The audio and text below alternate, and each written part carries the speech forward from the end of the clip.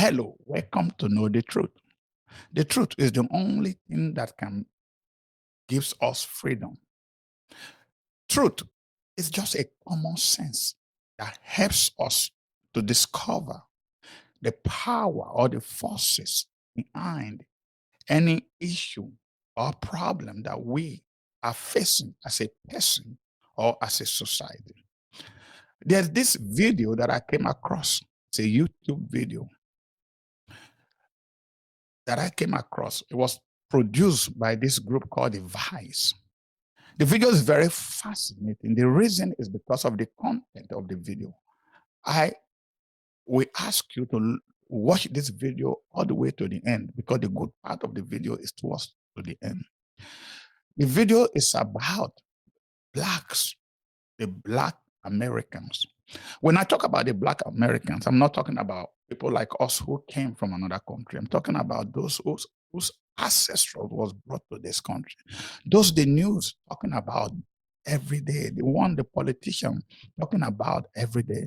I want you to watch this video. You will be surprised how they have, though they are blacks, educated, smart, but they have different view about the issue that we talk about every day in this country. And they also have different view about themselves. And the reason is because of their belief, their political affiliation, and their ideology. Without wasting time, let's watch.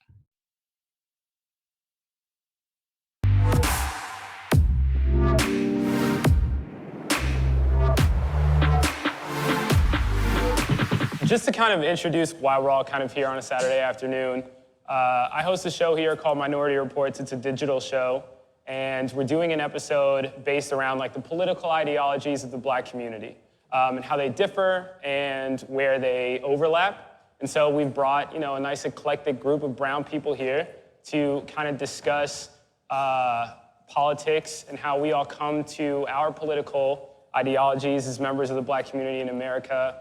Hopefully what this will do is allow our audience who probably wouldn't find themselves in this type of an environment to have this type of a conversation to learn something. So with all that being said, 3 words or less, when you think of Donald Trump, what is the first thing that comes to mind? And Rob, why don't we start with you? Strong. Make America great. Oh, me. Can we We'll slide on come the back to row, me? We'll come down. Can we come back to me? Oh, his ancestors' wildest dreams. Very scary. Trash. Man. Anti-Black. Necessary.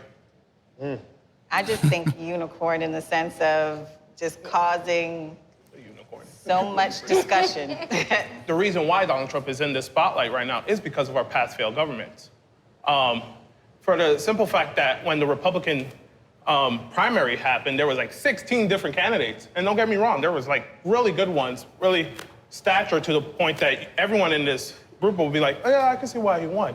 And Donald Trump became an opportunist and knocked down every single person week by week, like it was literally watching a different season of The Apprentice. Look what has America done, that a guy from the outside can just walk in there, bing, bang, boom, and take down these iconic, structured politicians that we looked up to throughout our whole lives. Drain the swamp, as it was put. Yeah. But can we talk about that, though? Like, this whole notion of, like, a guy from the outside, like, that's part of my issue, right? Like, if you really know how this country is being run, like, the country has always been run by rich billionaires. So, like, he's not from the outside. This country has always been run by pharma. This country has always been run by banks. This country is literally run by the industries that he made his millions and billions in. So like this whole thing like, oh, he's a political outside. No, because politics has always been run by capitalism, which is the system that has always suppressed minorities. So like that's even in itself. Always. Capitalism has always oppressed minorities? I don't We're think the first capital in this country. I don't think so. I do have to jump in and take a little bit of umbrage with this idea that capitalism is some sort of system that oppresses minorities. Let me stop this video a little bit. I'm trying to make you understand something. To those of you who don't understand what this video is all about, it's about the liberal blacks and the conservative black. They just see their ideology, their view of things in America. it would surprise you. He said a capitalism oppressed minority, and another black say, wait a minute, how do you think that capitalism oppressed minority? All these things is based on their ideology. The good part of this video is towards the end. At the end of the day, you will be able to make a decision which side are you and how you want your life to be. Let's continue. Sorry for stopping the video. To this point. And also, I don't like saying minorities. We want to talk about black people. Like, let's just talk about black people. Because I'm not a minority. I'm not a person of color. I'm black. Can we all agree? All right, so I just want to make that point. All right? Absolutely. So when we look at capitalism as something that has oppressed minorities or is oppressing minorities, we remove from ourselves the capacity to use capitalism in order to build our communities, in order to move forward for ourselves. Yeah. By show of hands, who here voted for Donald Trump? All day. Rob, you did not vote for Donald Trump. I did not vote in the 2016 election. Tell me why. I didn't vote in the 2016 election because where I was in my life, I didn't feel like either of those candidates had earned my vote. I considered myself a Democrat at the time. I loathed Hillary Clinton and the entire Clinton machine. And if you really want to get into it, I voted for Bernie Sanders in the primary. Oh, Jesus. You want to talk about a conversion? Oh, You want to talk about a conversion? I voted for Bernie Sanders in the New York State primary. Like that's where I was. Okay. For the black conservatives, how do you align with white conservatives when they speak mal of black people, just in terms of how, especially they speak of black men? You call them out. My whole thing is like not for even me. calling them out, but just how you stand with them when they are speaking Well, mal how do against you you. stand with Hillary Clinton Like, when it's she not- calls, kids super predators? But I'm But just so saying that's the so thing. overtly and continuously. How do you do that? It's overt and continuous from the Democratic Party as well. So People are people. Either It's a way, war, either way, anywhere you go. You know what I'm there's saying? gonna be racists but there everywhere you are go. going to be some racists all over the place. So now it's like, okay, yo, watch your mouth. Like, I'm not, okay, we're not going that route. What is your reaction when you see a black person wearing a MAGA hat? I didn't hear the last part. When you see a black person wearing a MAGA hat, 3 words or less, what is your reaction? I don't care. Go for it. I thought she said. That was his 3 words or less. Okay, so that's his response. Yeah. 3 words or less? There is a story. I don't know. That's 4. I don't know. There's a story. Independent-minded brother. I got 1 word. It's bold. That's so funny. He said, brother. Confused. Oh, cringe. And You do you. Looks good on you. It can't fit on my head. What is your That's okay. perception of black conservatives? Believing in Trump's rhetoric, just morally, I don't understand. Because morally, just him as a person, as an entity, is just super corrupt, and his ideologies. I don't understand how anyone can be about it, but especially a black person, just as an identity as a black person, I don't understand it. Which one's worse? But the thing about it is that he asked you about conservatism and then you took it to Trump. like, girl, just say what you feel about black conservatives. Let's go. That's the biggest problem. The one thing, For those of us who identify as conservative, right? I want to hear about your treatment within the black community, being an outspoken black conservative, and then I want to hear about the perceptions that you think people have of you. Whoever wants to start. Well, I'll start with myself. Go for it. Because, so look, you're gonna hear, and I'm gonna let Bevelyn speak to the black perspective, but I'm gonna speak from the gay perspective. Sure. All right? Because I came out as a black gay conservative about 6 months ago. I have been treated horribly by other gay people.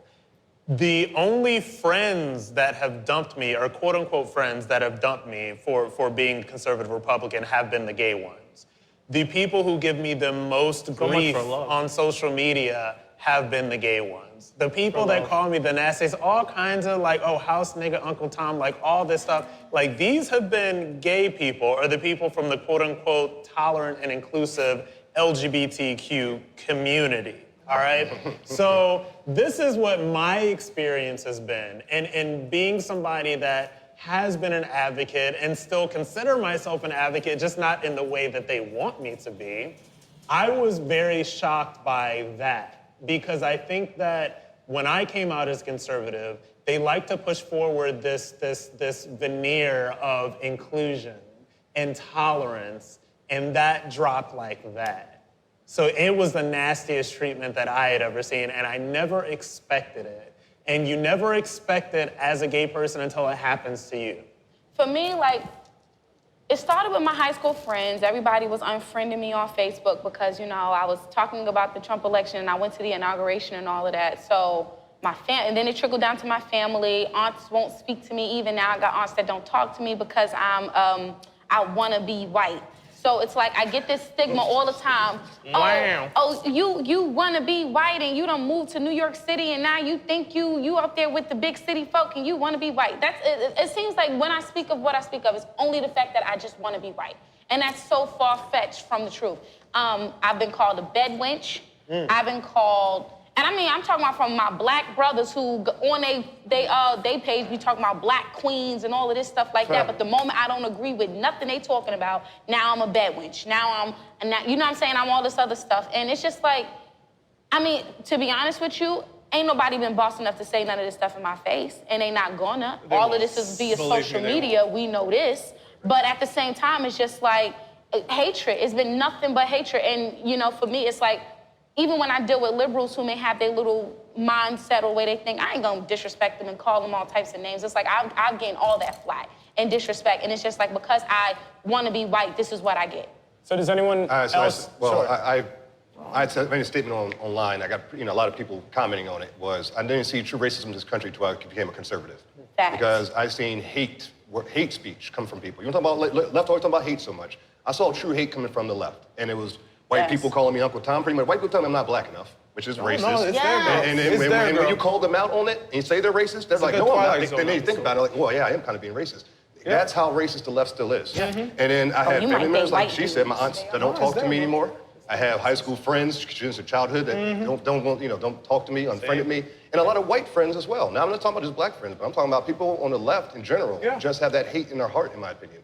And it just, that's what I've done. And it's so interesting that on the left, like the wokies is what I call them. These are the people that are woker than you could ever be. But the wokies give the white liberals of the left this space to tell a black person how to be black and how you are supposed to experience It's not you, girl, but and how you're supposed to think as a black person. Who here voted for Barack Obama? Damn near everybody. Well, no, twice. Campaign for him in 08. Both terms. So did I. He had can a I great ask campaign. I just didn't vote for him. a semi-personal question? Did anyone vote for him just because he was black? Not just, but that was a big reason I voted for him. See, I'll admit, it's really funny because I'm a conservative, and I will admit that I voted for Barack Obama in 2008 purely because he was black. Yes. I'll admit that. And I did too. I'll admit it. And the reason why I voted for him is because I was so open to and so available to be used by all of the systems that made that person president, right? And for all of the systems that were promoted to me, this idea that just because he is biracial, African American, whatever you want to call it, that he is going to somehow have my best interests at heart, that he somehow comes from the same experience that I did. No Barack idea. Obama did not come from the same experience as me. Let me tell you something. I grew up black and poor in Akron, Ohio. Okay? This person was born and raised in wealth and privilege his entire life. And the idea that this person was somehow more connected to me because we share the same skin color is crazy. But I bought it, and it was sold to me. I bought it. And I made that same mistake in 08. I voted for him mainly because he was a black man. Same mistake. I made same mistake. Yeah, it was a mistake, definitely. Yeah, and 8 years later, the mistake, that's one reason why I'm conservative now, because I said when I was young, more naive, I was willing to vote for somebody because of the way they look. And look what it did for me, absolutely nothing. So I make sure next time I make a vote, it's going to be with some substance. It's going to make sure somebody's going to have what they're saying and what their actions is going to make because they're... I think, can I speak a little bit about what this guy just said? He's conservative. He realized, that's why I say it is only the truth that can make us free.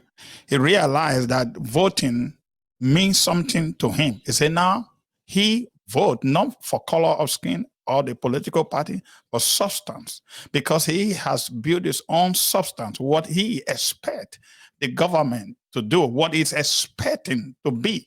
So it's not about the color of your skin or being attached to a political party. I think that's one of the biggest issue among the Black community today. They vote anytime you see the D in front or in front of any candidate. That's all they run after. They don't vote for substance. I'm sorry to say this, and that is the truth. And that's so before we move forward, by show of hands, who is disappointed with the Barack Obama presidency? I'm disappointed with I'm disappointed with all of them. I can talk about a couple of things. Right? I mean, we put a black face on a white imperialist nation and expected that change was going to happen. My grandmother, my ancestors, especially my grandmother, my grandfather, they were sold that that was what the American dream was supposed to look like, that a black man could come in this country, that black people could come from chattel slavery and achieve the highest position in the land. Unfortunately, the way that these systems of oppression work, especially K through 12, we're often taught that leadership, what's gonna lead black people to liberation is gonna come from a white man.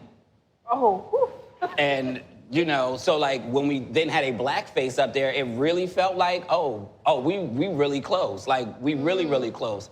But then it was a lot of unlearning that a lot of us had to do, a lot of unlearning that we all still currently have to do to understand that our oppression, where our oppression came from, and the fact that like we're never going to be led to liberation in a binary system. A binary system for black people is literally always going to be us choosing the lesser of two evils, no matter how you slice it or dice it. Whether it's a Republican in office, whether it's a Democrat in office, I'm always choosing my death either as a blunt force blow or death by 1,000 paper cuts. And it tends, why I guess in general black people always lean Democratic is because that death is by 1,000 paper cuts, as opposed to what I'm dealing with right now, where I'm watching HIV funding being stripped as a black queer HIV positive person, where I'm watching trans people losing all of their rights in this country as an LGBTQ person. What rights are trans people losing?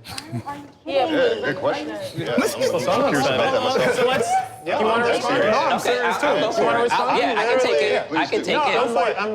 I'll gladly take it. So we can start with, in 2017, the Office of National AIDS Policy was taken away. There is no more Office of National AIDS Policy. Transgender women, including especially black trans people, are the highest infected people of HIV in this country, including black MSMs. So you had that office taken away. You then have had where $586 million was removed from the Ryan White Fund and transferred for the border separations.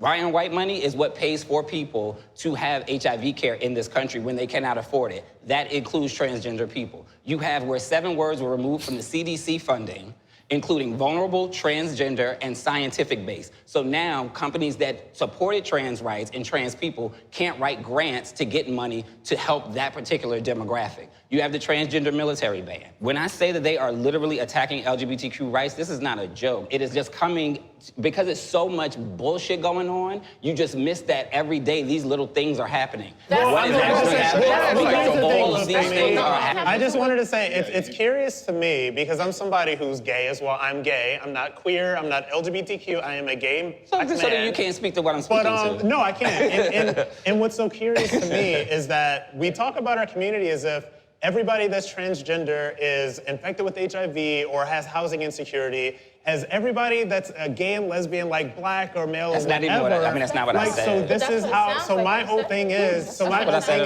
this is how we speak of the community all the times, is that we are always some oppressed victim. Okay, so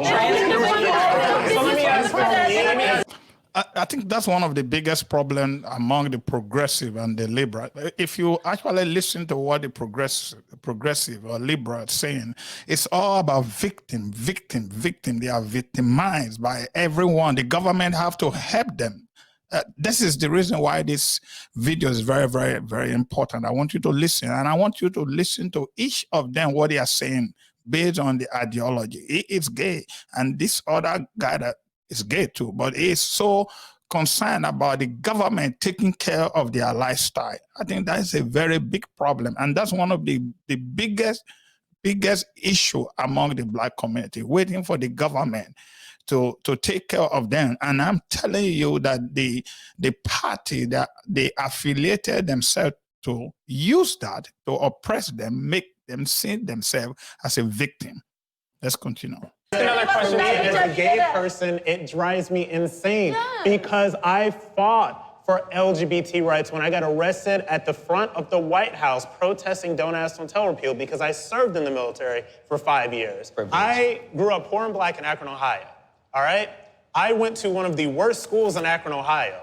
I went to the military, risked my life multiple times, okay, to get every single thing that I have right now. There is no reason that every single Black kid on the block can do that same thing. Thank you. Thank you. Before we get into that, wait. So before we get into that, hold on. We're not going there. We're not going there. We're not going to do that. I think we should, though. We're gonna get to all these things. So you didn't vote for Donald Trump. I did not. What are the issues that you take with the president? So, just really quickly to a point that George said, right? That I feel like the candidates that keep being put up year after year after year keep hardlining us. We're saying we're choosing the lesser of two evils, right? Where I think that it's really important that we see candidates that come from our communities that are talking about, like for me, right? I'm 25 years old. My student loan debt was due on Monday. Still haven't paid that, right? Because don't got the money to pay that right away. So thinking about what are ways that we see people who are experiencing the same thing, who are coming from our community, who also recognize the historical debt that this country has to Black people and to people of color so that we can move forward. So we know that, like, none of us are free unless all of us are free. Thank you. So, but when it comes to... I'm free. I don't know what he's talking about. That got nothing to do with me. I'm free. So you voted for Donald Trump. Yes. Would you mind telling us why he won your vote in 2016? At first, I really didn't know much about what Trump was doing. I just knew, okay, it ain't her. So I'm just gonna vote for him. And I was still coming into being a conservative and all of that, and I just got converted to a Christian. I'm looking at my Christian values and I'm growing as a Christian and I'm realizing, wow, you know what I mean? This man is really aligning himself with what we truly believe in, you know? And coming from the South, Charlotte, North Carolina, we're really Christians, you know what I'm saying? Where my people from, you know, everything is based off of that. So I'm not gonna support any party that's gonna support abortion, you know what I'm saying? We just now getting kind of comfortable with homosexuality, you know what I'm saying? And also, you know, it's just like with marriage, you know, divorcing and everybody sleeping with every time, Dick and Harry, you know, in the South, it ain't like that. So it's like, that's just that foundation of Trump. But now going into the economy. I mean, I'm a businesswoman. I have my own financial consulting company, and seeing what he's been doing to where my taxes are not that high and I'm not paying for what I came from, AKA living off of food stamps and I got family on food stamps that continue to live off of it.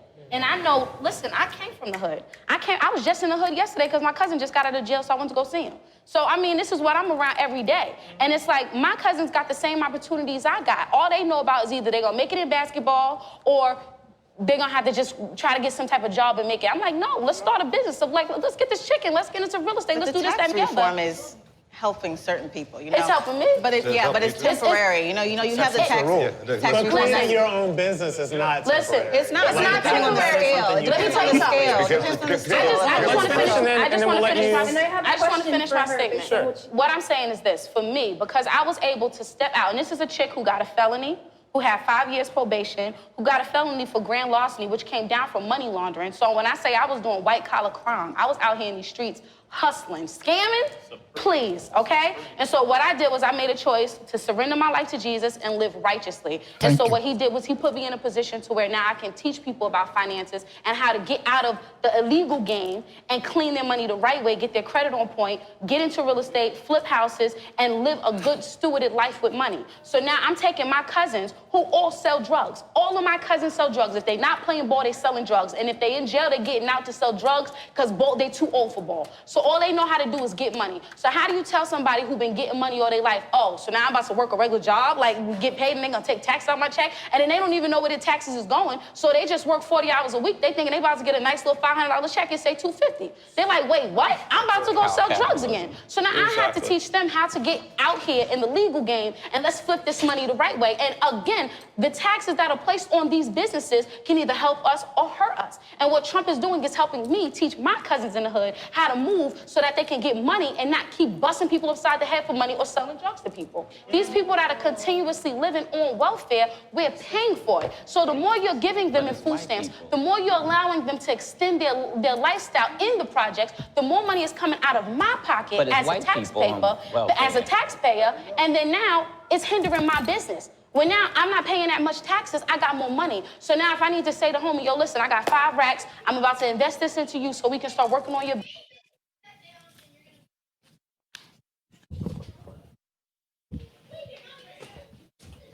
Emmanuel, I'm recording here. If I slap you guys, I'm recording. But that was an hour ago. No, I know.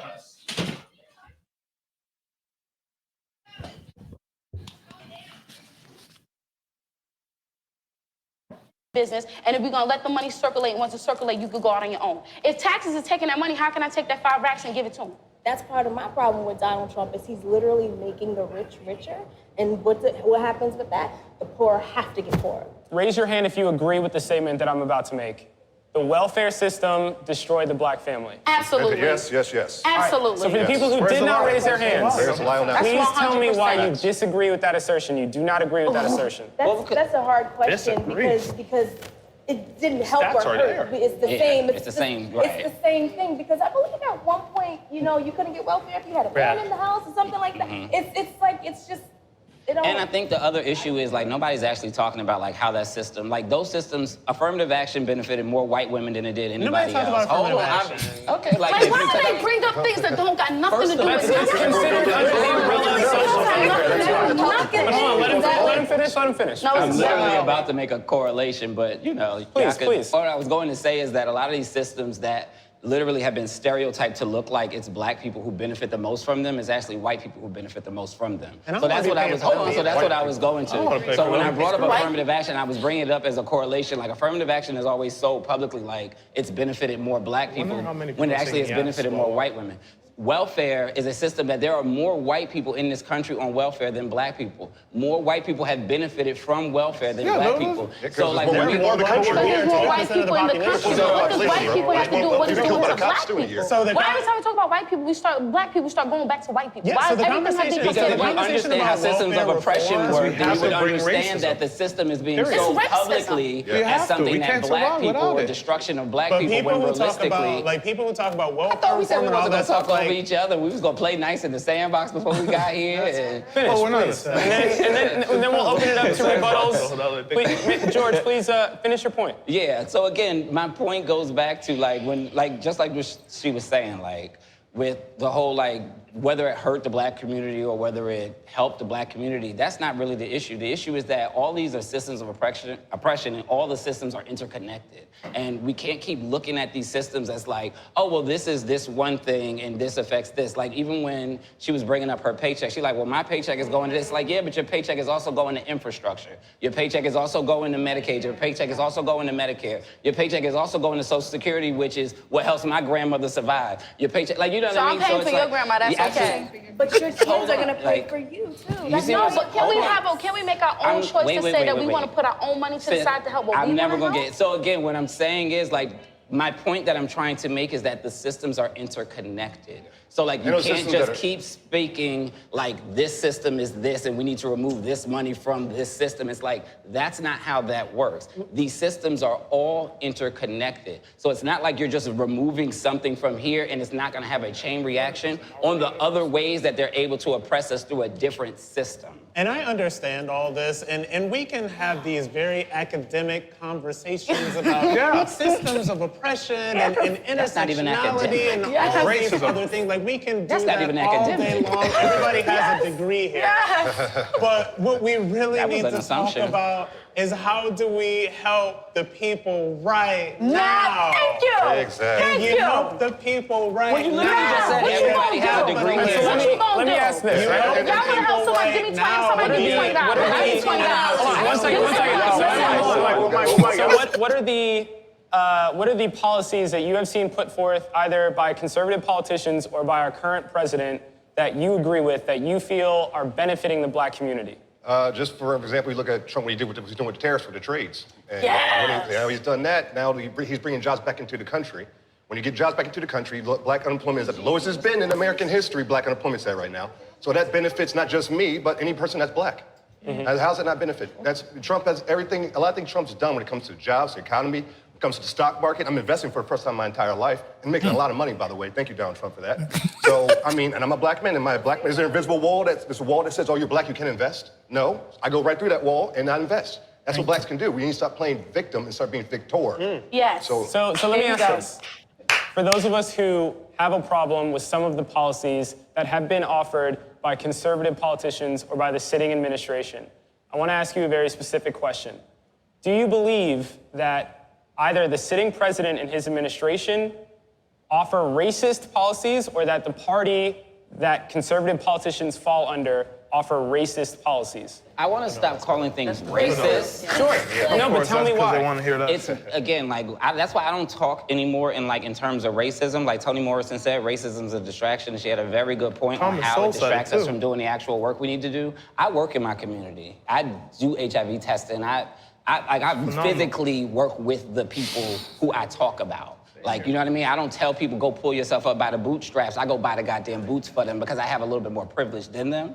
But when we talk about it, I'm talking about anti-blackness because this is a global thing. And I think that's the part that they were bringing up earlier. Like, we can't just look at like some isolationism just of black Americans or just of this. Like, anti-blackness is a global thing. And it's all interconnected. And the problem is, like, people are like, oh, we shouldn't talk about the intersections. We've never had the ability to talk about the intersections. So this is the time that we actually need to start talking about the damn intersections because we've never had that opportunity. If the one thing I will say about Donald Trump is that, yeah, he opened up the floor for conversations. Yeah. So now, because now for the first time ever in this country, white people feel oppressed. It was necessary. Now that white people feel oppressed, they calling me all the damn time because now they want to know what oppression feel like. And now they want to know, well, how'd you get through this? Because now I'm getting booked and busy all the damn time because white people feel oppressed. And that's who they feel oppressed.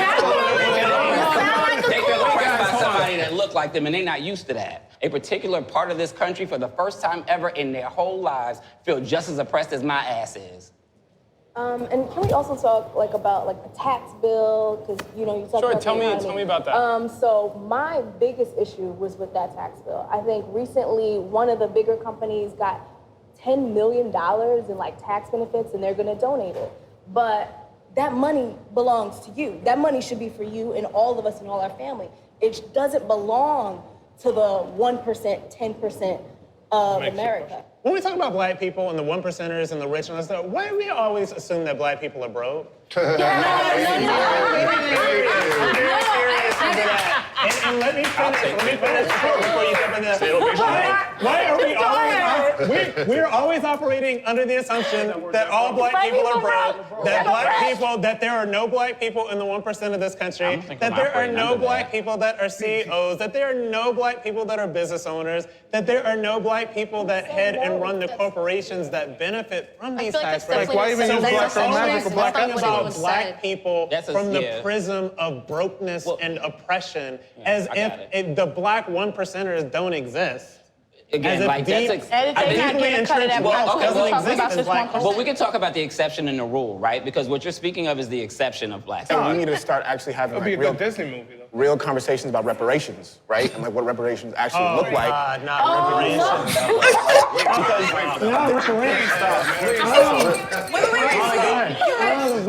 You guys are okay with Jewish people receiving reparations right now in this time, but you're like, oh no. There's not enough time in the day for us to have the reparations conversation. People have websites where they've actually created models and thinking about even if you forget the mule, right? What does actually 40 acres for black people look like? Or just recognizing that the trauma and the history that has been affected on black people. Like, I think about literacy, right? You can't tell black people for 200 plus years that you can't read and then give them books and be like, why aren't you reading? Why aren't you reading without addressing that trauma, right? There's things within our system, within ourselves, that we need to address. You know what the problem is with the black person? The biggest I'm gonna gift tell that you what. conservatism has ever given me is the opportunity to see myself as an individual. Thank you. Not I was part just of about to some say that. Collective. Yes. All the time. It just for me, it's just like when we're black people, like we're always supposed to be a part of some monolith and collective where we're just supposed to always be talking about the struggle and all of and that this is other the stuff. thing, you speak So when it's you like, want to talk about why is every black person, why is a black person, we have to always compare ourselves to white people for it to be some, but the white people, so it's like, because they see them as a perfect example. in my mind, I feel like, at the end of the day, I'm Bevelin Beatty. That's all I am. And all I know what to do is when that check come, that check say my name on it. When that rent come and say my name on it. When my phone bill due, that say my name. Who here was raised in a black Democratic household? Black Democratic. I want to hear what your reactions are to black voters being synonymous with the Democratic Party. Well, here's the thing. The reason that black voters are synonymous with the Democratic Party is because we've been on the receiving end of about 50 years of an onslaught of PR. It comes from our entertainers, it comes from our ball players, it comes from our singers, it comes from the Democratic politicians who, most of which are black and empty, but are being used to sell us this idea of the Democratic Party being the home of African Americans. And that is why we vote 90% Democratic. Now, let me tell you something. There is not another demographic in the world that votes 9 out of 10 votes for one party. Why is that still something to be proud of? Why do we say that we are proud to vote 90% for Democrats? And this is a true discussion that I think as we continue with this program, I'm going to bring so many issues. That is a question we need to ask, because when you listen to the liberal and black, they always blame everything on Republican, but they never voted for Republican before. And truly, black are going through situation. They are going through a lot of things. But if you want to fight for your right, or you want to get angry, you should get angry with the political party that have been controlling you. 98% is not even 90%. During the time of Obama was 98. Now it's about 92, 93% of black. Black is the only group of people that voted for one party. And look at the way their life is. And especially those that voted for Democrat, they are the one complaining about being victim and being oppressed and all. So who's oppressing them? That's the question that they need to answer. Let's continue. They don't have to do shit for us, okay? wants to Because they respond know to they're that? gonna get 90%. You want to respond? I think you're kind of essentializing just like black people in general, because my perspective of, I didn't raise my hand, but like I did kind of grow up in a black Democratic household. And like my family, I came here when I was 4 from the Democratic Republic of the Congo in Central Africa. And like, my mom didn't know Democratic or Republican. She just knew policies. She just knew policies, and she was watching the news and she was seeing what policies benefit her. Okay. What news did your mom watch? I'm from Africa. You are 4. You don't actually know what was going on. Before you left Africa to come to America, CNN and BBC brainwash you. They brainwash you. Every Africans that came here, they have already been brainwashed by CNN and BBC that Democrat is the key, is the savior of the black. So when you say that your mom policy, what policy? Policy of being given food? What kind of policy that your mom came all the way from Africa to enjoy from Democrat? I can't figure that out. I expect you to answer that. Benefited her and her 3 children because she was a single mother. So like, I think that's definitely essentializing the black community. Just like you're saying you want it to be an individual, you're kind of not doing that by, you know, essentializing this rhetoric. But I have to use the example because 90% of us vote a certain way. That's true. You know, so just in the your mom's context of part the of it. conversation, I have to say, well, if 90% of us are of it, too. voting a single way, like, why is that? And to me, that's a big driver of why. Yeah, and it opens yourself up for brainwash for a community as well, because political leaders, they see you voting that much blindly like that, they're going to lie to you and do whatever because they know you're going to lie. She just said policy. She just said What is the policy? Yeah, from a policy standpoint, if you want to jump in, please. It's not as much groupthink as people assume it is, as much as it's harm reduction. So one of the things that I often talk about, because I'm not Republican, I'm not Democrat, I'm just black and I'm George. And you vote for I talk Democrat. about what we need to do in our communities, right? Local level, macro level, micro level, right? Because that's really where it starts. Voting isn't the beginning, voting isn't the ending, voting is just a tool in the toolbox. That whole toolbox includes us as black people when we do get money and when we do get on and when we do get these things, going back and bringing other people along with us, not shitting on them because they couldn't pull themselves up by bootstraps. Again, like I always talk about that whole bootstrap argument because some people don't have boots. So it's like when you're telling people that they can pull themselves out of somewhere, some people don't even have anything to pull from. What is it about conservative politics that have convinced you that either the Republican Party or conservative politicians have your best interests in mind as black people in America? My biggest thing is this.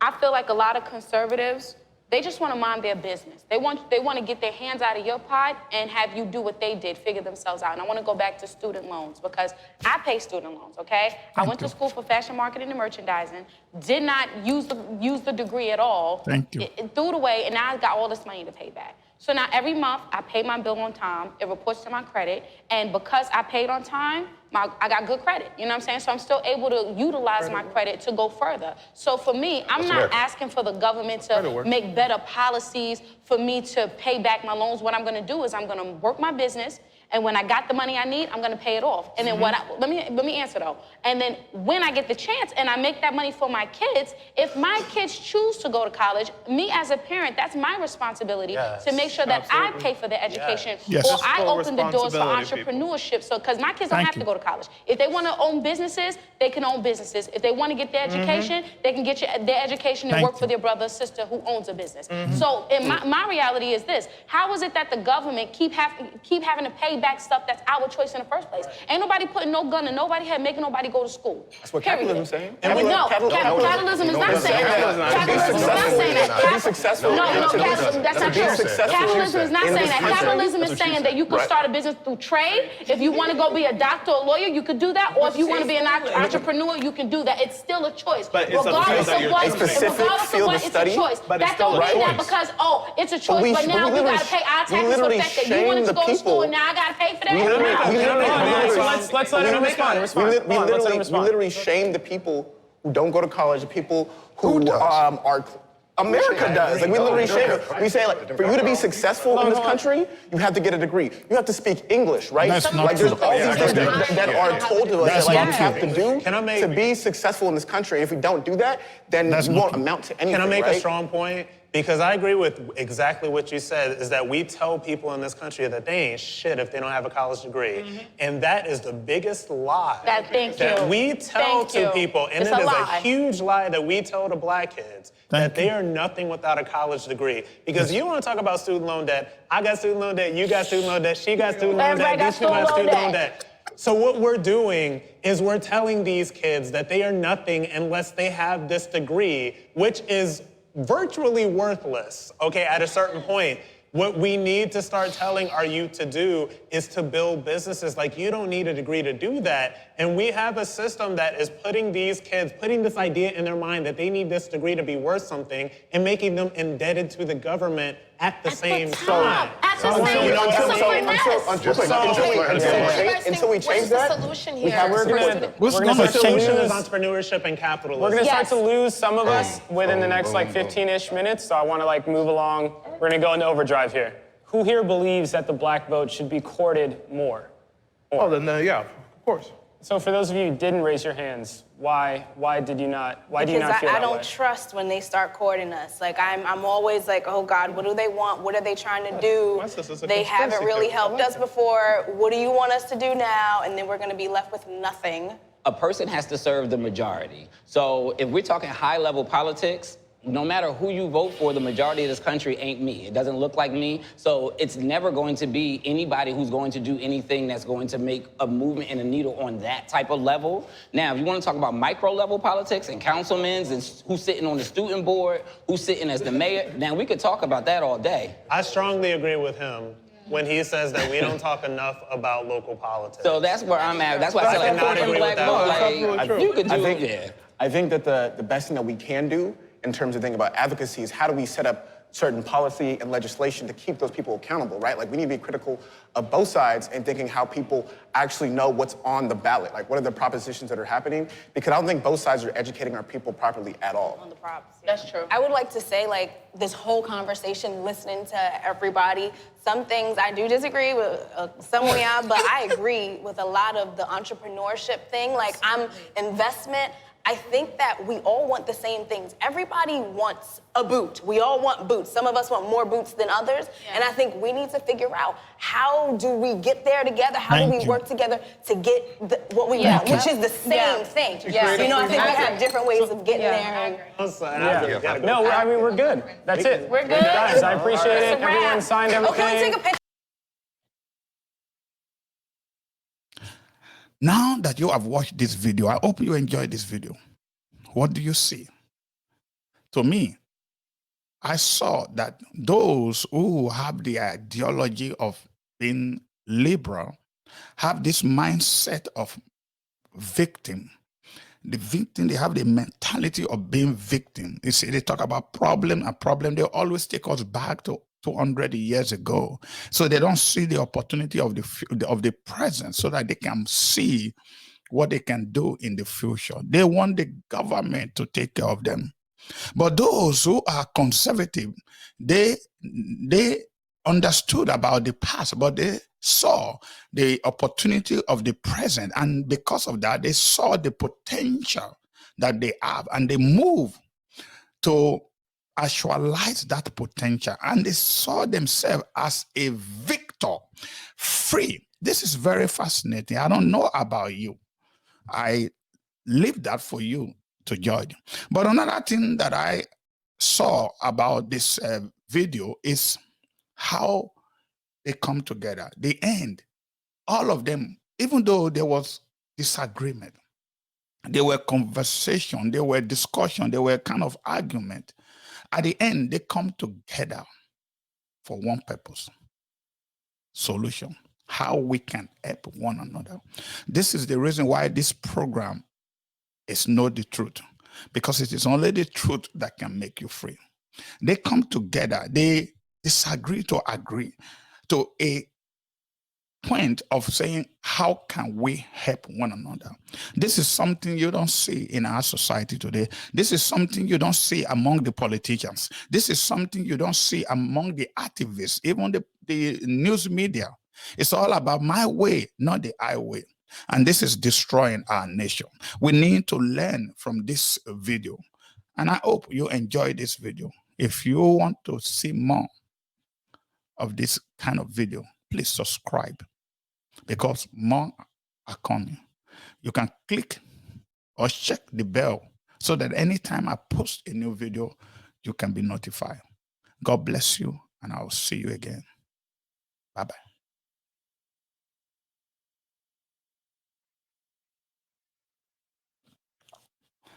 I think I got it now.